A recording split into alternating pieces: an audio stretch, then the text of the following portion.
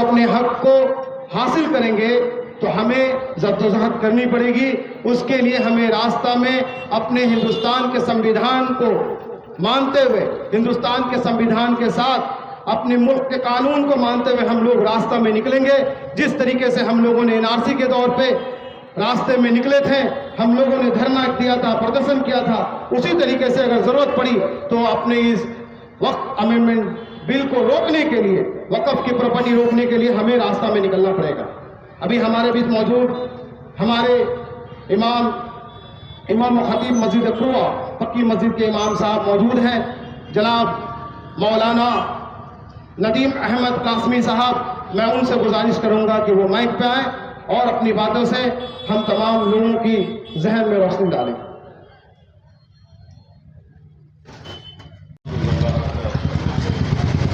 الحمدللہ وکفى وسلام علی عباده الذین اصطفى اما بعد فقد قال اللہ تبارک وتعالی فی القرآن المجید والفرقان الحمید یا ایہا الذین آمنوا ادخلوا فی السلم کافہ.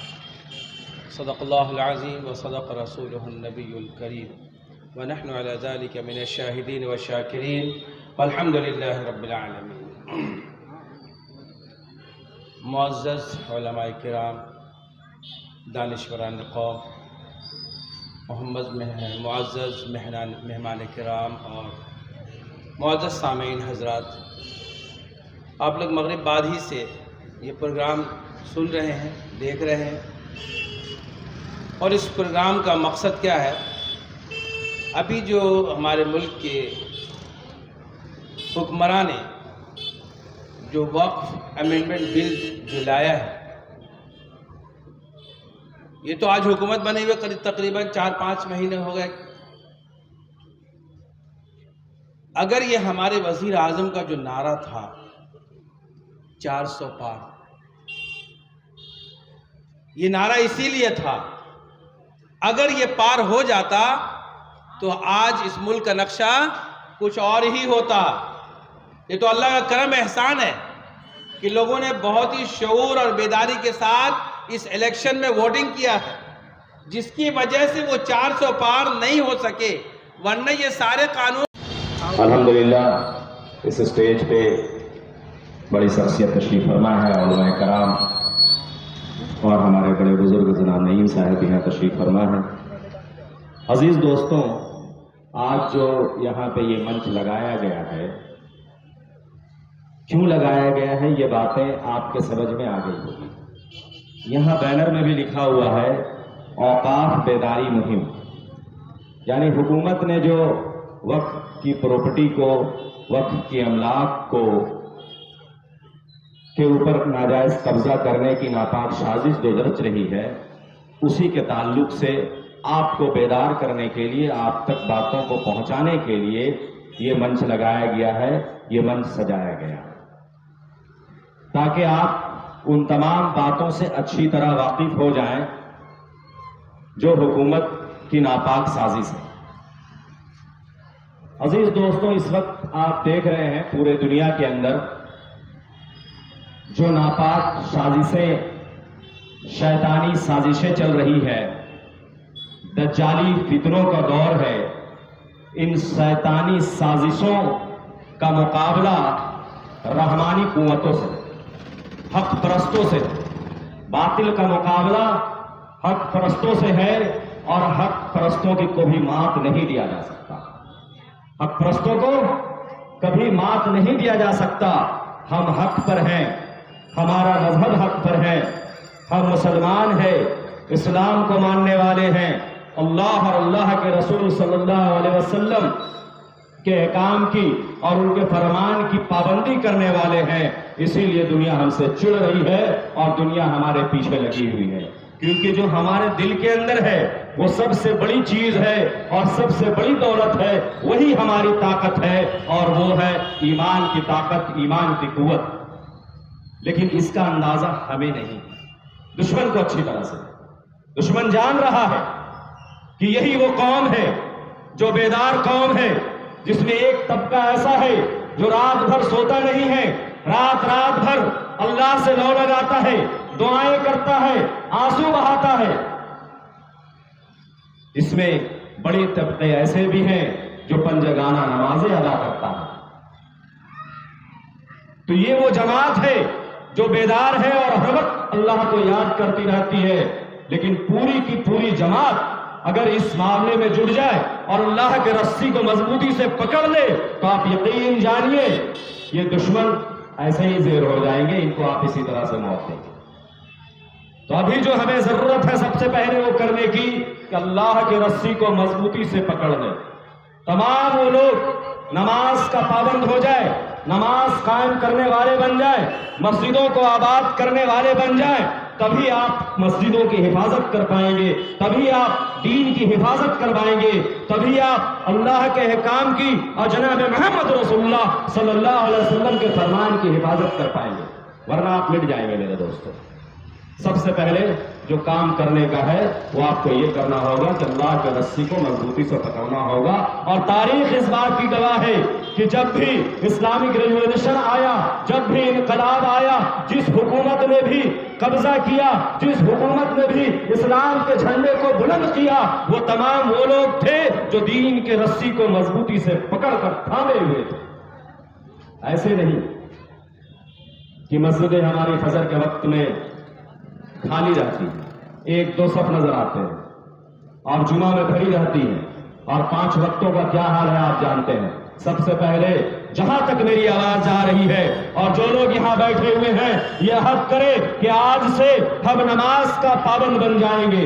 جو لوگ پڑھ رہے ہیں ماشاءاللہ, جو لوگ نہیں پڑھ رہے ہیں وہ لوگ سب سے پہلے نماز کی پابندی شروع کریں گے. کریں گے بھائی انشاءاللہ. عزیزان ملت, 3-4 پوائنٹ پہ میں گفتگو کروں گا جو سمجھنا ضروری ہے. سب سے پہلے یہ کہ وقت کیا ہے, دوسری یہ کہ ہم کیوں اس کی مخالفت کریں, تیسری یہ کہ ہمیں کرنا کیا. یہی تو سوال ہے نا اصل کہ بھائی وقت ہے کیا. ہم سمجھتے ہیں ایک وقت بورڈ وہاں قائم ہے وہی وقت ہے. نہیں, ایسا نہیں. وقت آپ ایک تحریک سے جڑ گئے ہیں کیونکہ یہ وہ تحریک ہونے جا رہی ہے جس میں آپ کو شامل ہونا بہت ضروری ہے. یہ شامل ہونا کس لیے ضروری ہے؟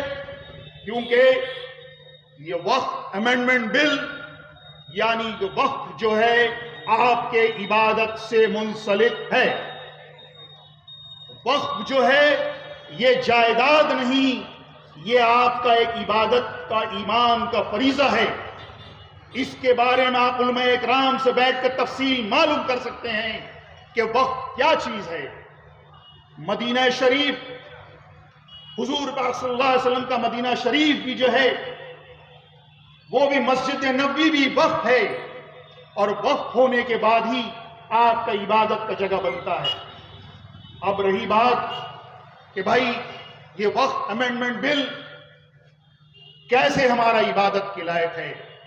میں 10 منٹ آپ کا ٹائم لوں گا اور میں اپنے تمام نوجوان بھائیوں سے, بہنوں سے, اپنی ماں بہنوں سے گزارش کروں گا کہ آپ اگر میری باتوں کو سن رہے ہیں تو آپ 5 منٹ کے لیے اپنے موبائل کو بند کریں, اپنے کاروبار کو بند کریں اور میری باتوں کو کان کھول کے سنیں.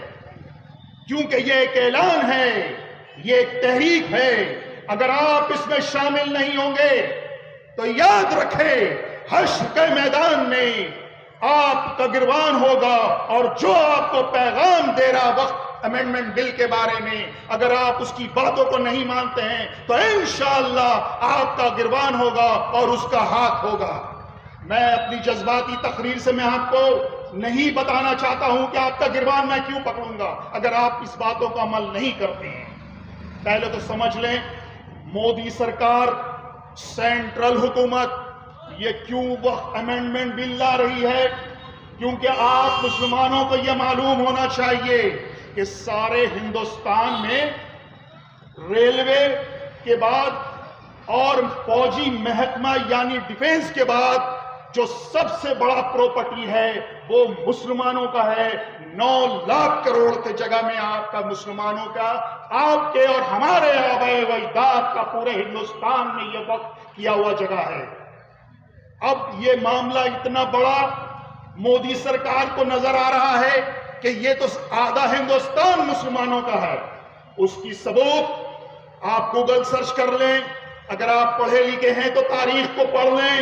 جب گاندھی جی نے، جب خلافت نے، جب مولانا ابو کلام آزاد نے، جب گاندھی جی نے کہا کہ ملک کو جگہ دینا ہے، پیسہ دینا ہے اور اس کی محنت کرنی ہے، تو آپ دیکھ لیں گے اسی وقف جائیداد سے کئی جگہ وقف کیا گیا ہے اور کئی ادارے بنائے گئے ہیں، کئی آشرم بنائے گئے ہیں۔ آپ پٹنہ میں بھی ایک صداقت آشرم ہے جو میں وہاں پر موجود تھا، وہ بھی آپ کا وقف پراپرٹی ہے۔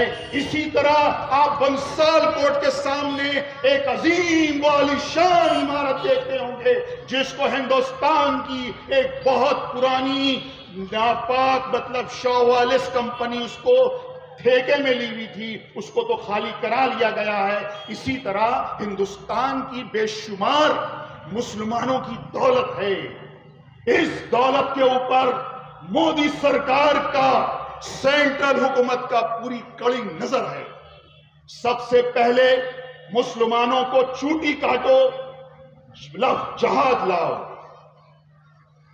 حجاب لاؤ، ترپل طلاق لاؤ، ساری چیزوں پہ آپ نے چپ رہا اور آپ نے اس میں قدم بڑھایا۔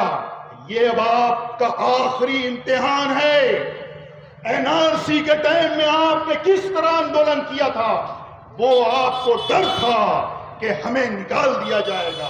اب آپ سمجھ لیجئے وہ تو ڈر تھا۔ یاد رکھیے، میں جن باتوں کو کہہ رہا ہوں نوٹ کریے، این آر سی کا بل لٹک رہا ہے، ختم نہیں ہوا ہے۔ یونیفارم سول کوڈ کا قانون ابھی بنا نہیں ہے، لٹک رہا ہے۔ یہ آپ کا امتحان ہے کہ آپ اس میں کیا کرتے ہیں۔ یہ آپ کا امتحان اب آخری ہو چکا ہے۔